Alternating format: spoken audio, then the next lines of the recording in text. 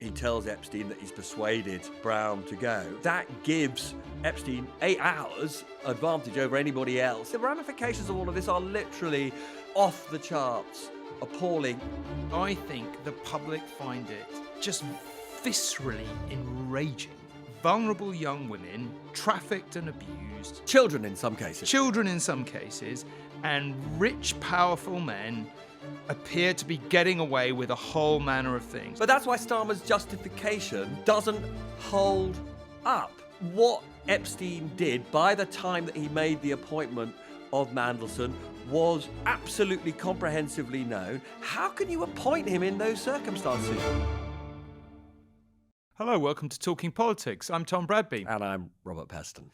And there is rather a lot to talk about, but let's cut straight to it. This is a massive scandal. Everyone agrees on that. Peter Mandelson is now the subject of a criminal investigation by the Met Police. They've confirmed that.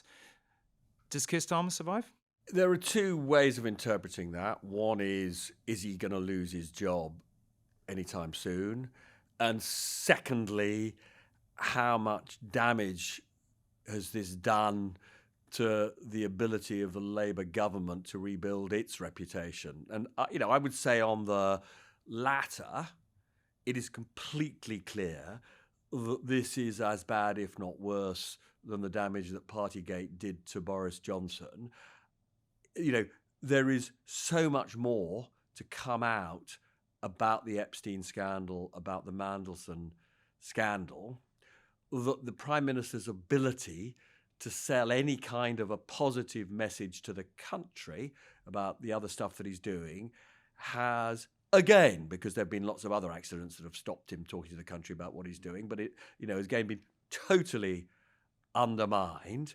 And so about the only person I think who would be probably celebrating all of this is Nigel Farage, because, as the Prime Minister himself has, admitted, this damages the reputation of what you might call mainstream politicians, fundamentally massively damages the Labour Party.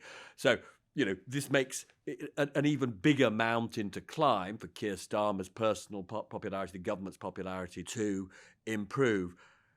And then on the question of whether he survives, I would say that the blow to his reputation from having appointed Peter Mandelson is very, very significant. I've just been listening to Prime Minister's questions in which he admits that he knew that Peter Mandelson continued to have a relationship with Epstein after Epstein was imprisoned for child prostitution, right, for really serious sex crimes. He knew that Mandelson, as I say, continued to have this relationship. And his defence is that when this was put to Mandelson, his excuses were plausible, right? Now, the assumption that this could be explained away via questions to Mandelson will be seen as literally incredible and implausible, right? And many people will say, where is your moral compass, Prime Minister, that you can appoint somebody who has given respectability to a sex criminal? Okay, but more immediately, Morgan. But let's just focus on that, Yeah. right? What part of Keir Starmer's brain allows him? And is it just because he thinks, in the White House, there is a president who's also been accused of similar things, and it doesn't really matter in today's world that we're appointing somebody who has given respectability to a sex criminal? Because at that point, people say, no British Prime Minister should lack a moral compass of that sort. So I do think this is really serious for Starmer. And I think we're both agreed that it's not over. And to step away, we should say this is a big data dump. A lot of it is without context. There's a lot we don't yet understand. There are a lot of questions that we're all asking that we don't have answers to yet. And as we always say when we're discussing these things, being included in the data dump doesn't mean that you're guilty of anything. And we should put that on the record from the start. However, we're both agreed, and it's been very much on our minds in the newsroom this week. The reason why this is one of the biggest scandals I can ever remember is because I think the public find it just viscerally enraging.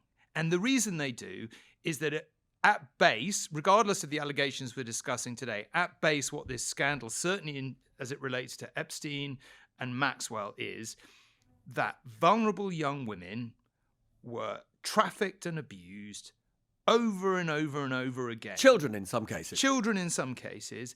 And rich, powerful men appear to be getting away with a whole manner of things. Now, that absolutely enrages people. And rightly so. I mean, rightly so. It is enraging. And the victims have not had justice. And that is why that's why Starmer's justification,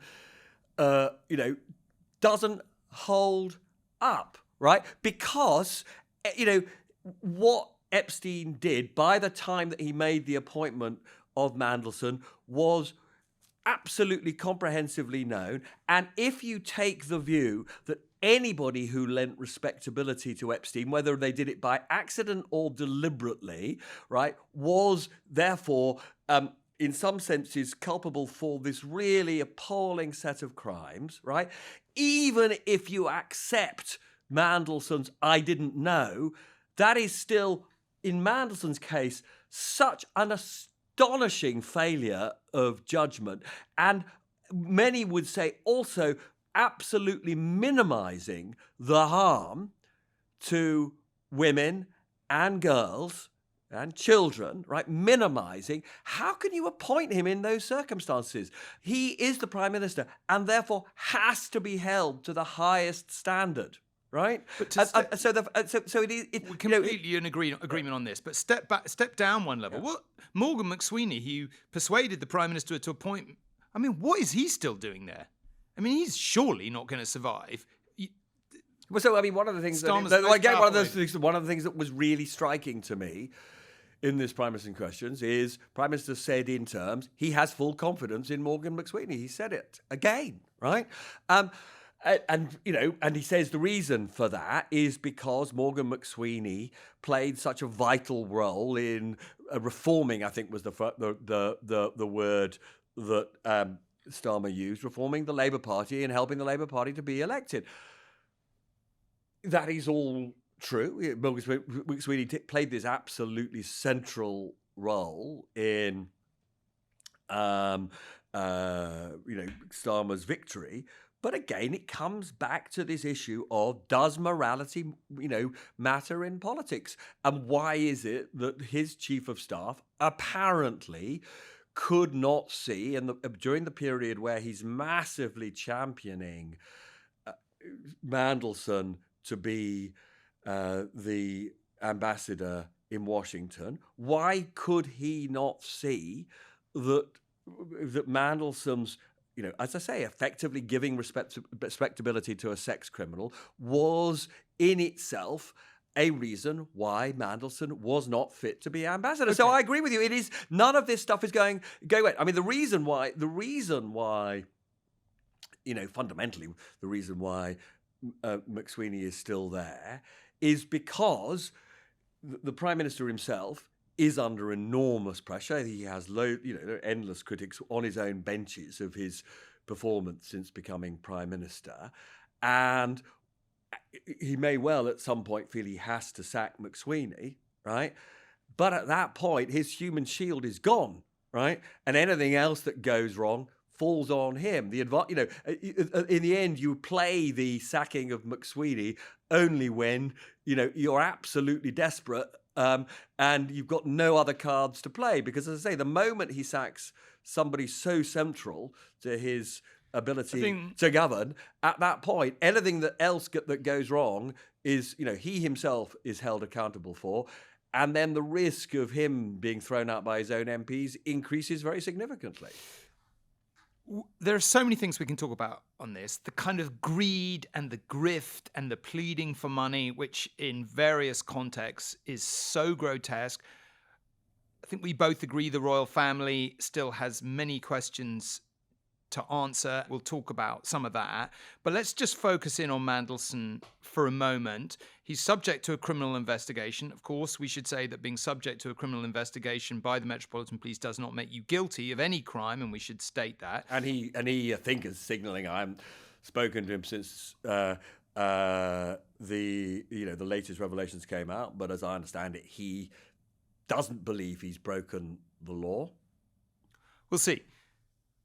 What we do know, there are all kinds of grotesque things in this dump, including, this is not necessarily grotesque, perhaps unfortunate, but a very unfortunate picture of him in his underpants, apparently in an apartment, perhaps in Paris, with a young woman in a bathrobe. There seem to be so many pictures, generally not relating to Mandelson, of young women in bathrobes in all of Epstein's houses. We think we know that Peter Mandelson was paid $75,000 by Epstein. He says he has no recollection of that, which seems a slightly odd thing to say, but that's what he says. We'll talk about that. He does, however, confirm that his now husband, then partner, received money from Epstein for an osteopathy course while he was business secretary. And under, just straightforwardly under the ministerial code, right? That is the sort of thing that, at the very least should be disclosed and probably shouldn't be permitted. I mean, I find the idea that you're in the cabinet, and you're taking, or you're in a senior position within the government and you're taking money from anyone is just so odd to me and kind of lacking in judgment, but I'm sure we'll talk about that. This payment of $75,000, the payment to which he says he doesn't know about, the payment doesn't remember, the payment to his husband, which he says he does. We also know that he appeared to exchange, and I don't think anyone's disputing, sensitive emails with sensitive government information that range from, if you haven't read it, talking about Gordon Brown's departure to potentially matters that I think you're going to talk about. But I think the key question people will have is, okay, the Met are investigating him for a potential criminal offence. What is the potential crime and why might it be a potential crime for those who haven't read into it? All right, so there is a lot of evidence in the Epstein files of Peter Mandelson conveying very sensitive information about the government's financial plans, its reviews of the health of the banking system, for example, there's a guy called Nick Butler, used to work for BP, was an advisor to Gordon Brown when he was Prime Minister. He prepares a confidential note for the Prime Minister, which looks at the attitude of investors to lending to the UK.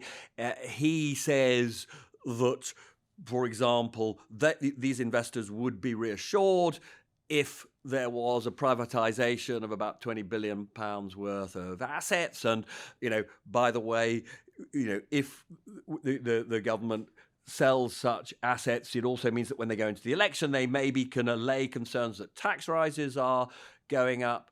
All of this stuff, quite apart from the fact that it is simply sensitive policy stuff, is also incredibly useful if you're an investor in the UK, right? Because you can see that this is a government taking seriously some of your concerns about the public finances, and this is against a backdrop.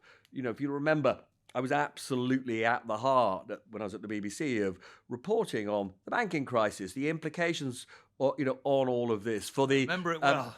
For the not only the solvency of the banking system, but ultimately, effectively, the viability of the whole government in terms of whether it could afford the debts that it was taking on. You had incredible swings in share prices, in currencies, in the price of bonds every single day. This was one of the most extraordinarily volatile time in markets, of the last 100 years, right? All of this information, incredibly potentially valuable to investors, is just being passed on to a financier in the case of Epstein, somebody who's also incredibly well connected to a whole bunch of banks and financial institutions, right?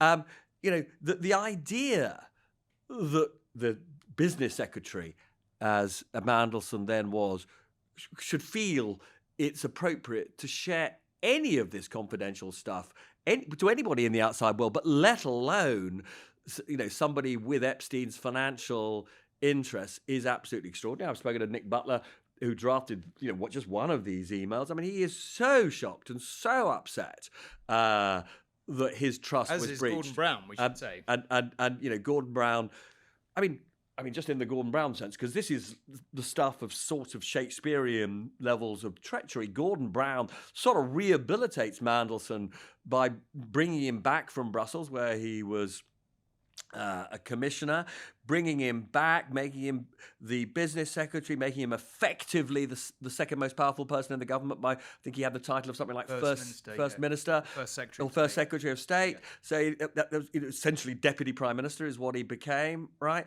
And then you see in the emails that Mandelson sends to Epstein, Mandelson's scheming to get rid of Gordon Brown.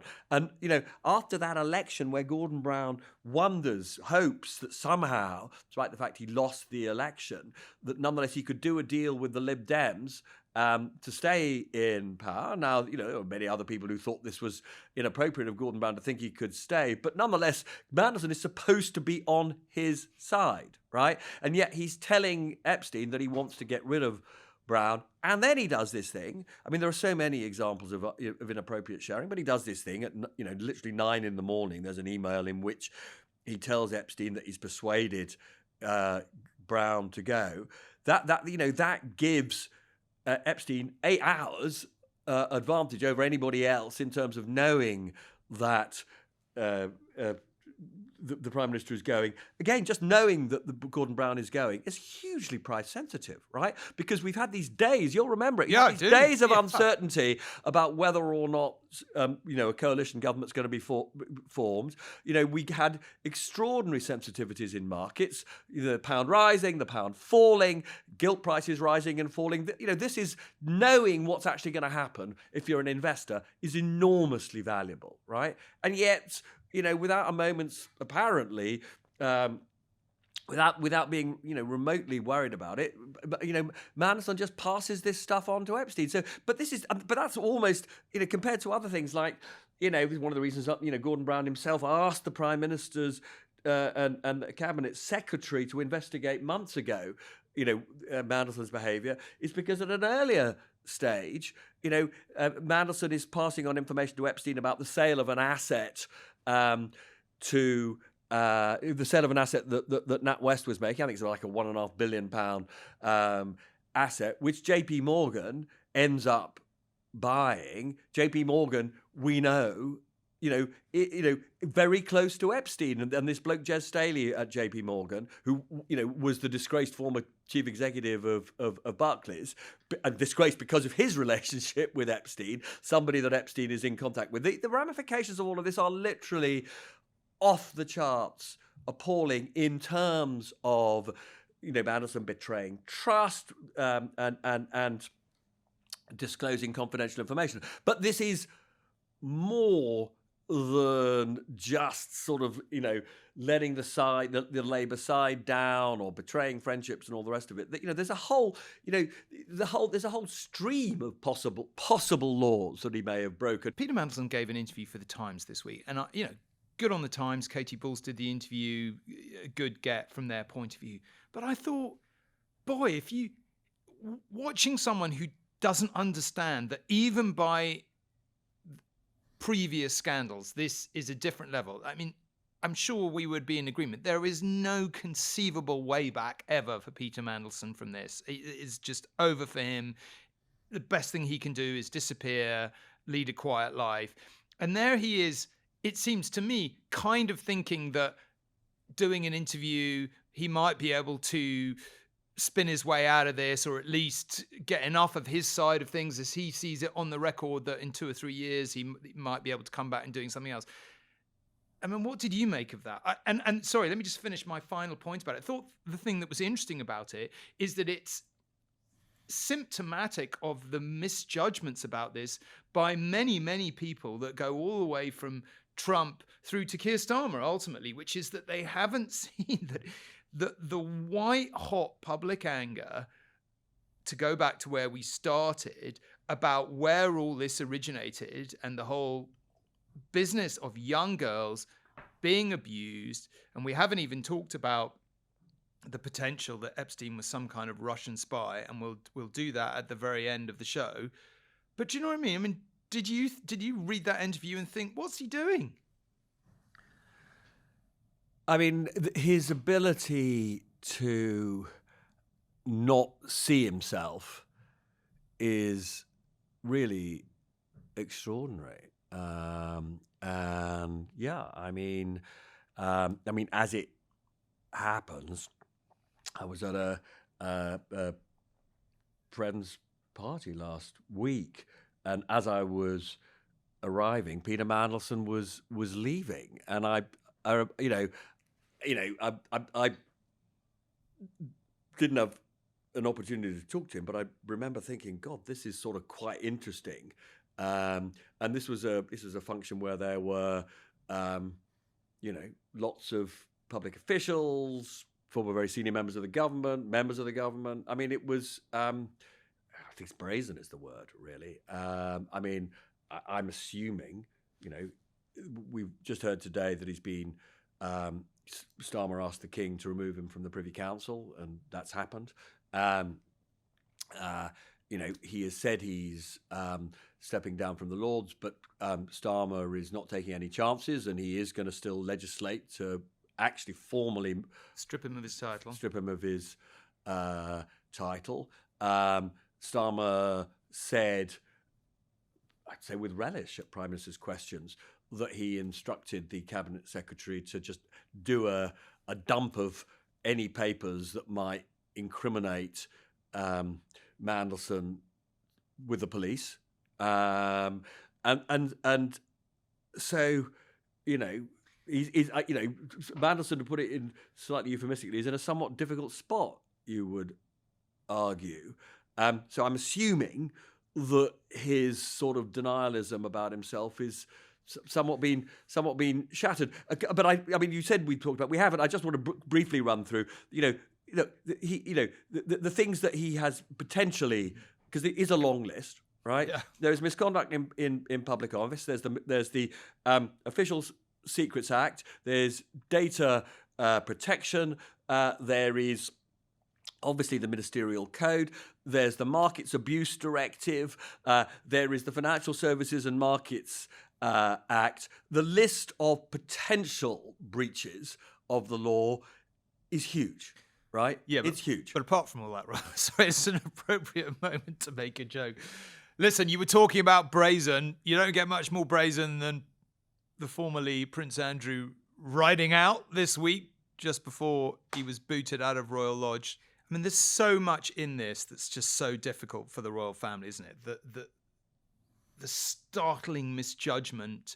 She's not a member of the royal family, but of Sarah Ferguson taking her daughters to stay with Jeffrey Epstein like days after he's released from prison for sex trafficking a minor, the way she talks to him, the sort of greed, trying to cadge business and first class. It's just so grotesque, you can't get your head around it. And then there's the former Prince Andrew. Now, the argument from people in royal circles goes, and we're familiar with it now, look, the King's done everything he can, he's stripped him of his titles, he's booted him out of Royal Lodge, and all the rest of it.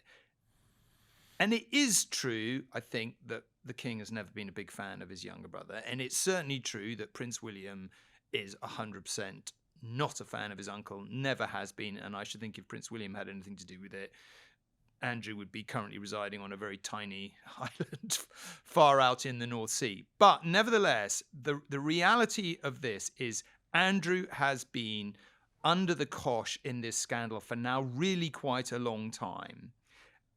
And I think the problem that the royal family has is, although they clearly have taken quite a few measures, I'm not convinced that the public yet feels that they're as much on the side of the victims in this as they could be, regardless of Andrew's culpability or not. And of course, he denies any wrongdoing whatsoever.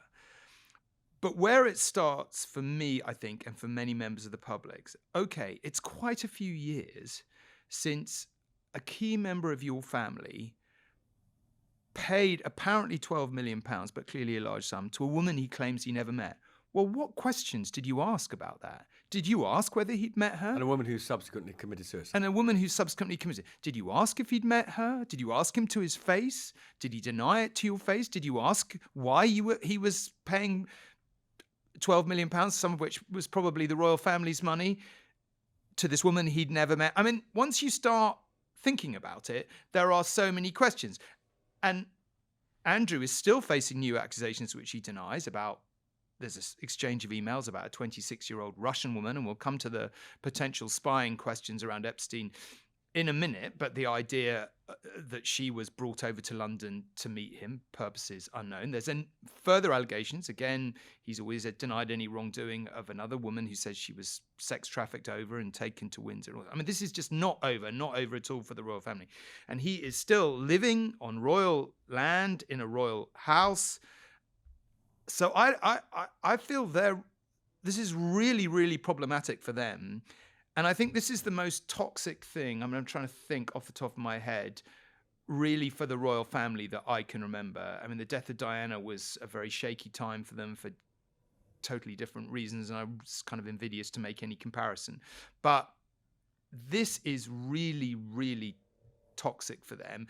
And I think from the public's point of view, I'm not convinced that they've yet done enough. What's your feeling about it?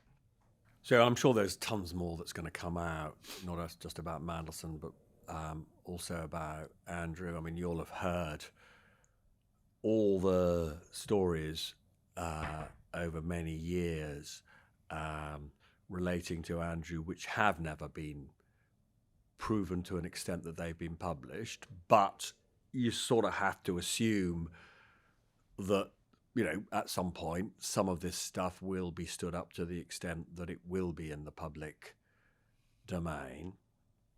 And so I completely agree with you that the reputational harm to the royal family is likely to be sustained. I'm not 100% sure what more the king can do other than to tell his brother, as indeed the Prime Minister has done. You've got to testify. You've got to testify, right? And make it clear it's not optional, that whatever support, you know, the property he's living in, for example, won't be there unless he testifies. Do we get to the stage, Ed Davey called for a public inquiry, do we get to the stage where that becomes something Keir Starmer sees as inevitable because it's the only way people are going to be compelled under oath to answer questions that will satisfy the public? Or are we... I mean, my problem with public inquiries is... They take forever. That they're quite often a way of you know, essentially brushing the stuff under the carpet, at least for a few years. And by the time you get the conclusions... You know, the world has moved on so far. You know, so the question is that genuinely the best way to get this stuff in the public domain? I mean, you know, you compel people to give evidence under oath, though. I mean, potentially members of the royal household, potentially Andrew himself. And I guess the point about this is these people who don't want to answer questions are embedded in the establishment in ways that it's very hard to get them to answer questions. Yeah, I mean, but equally, Prince Andrew, will both have used royal assets, facilities, government assets, facilities. Remember, he had this sort of weird trade role.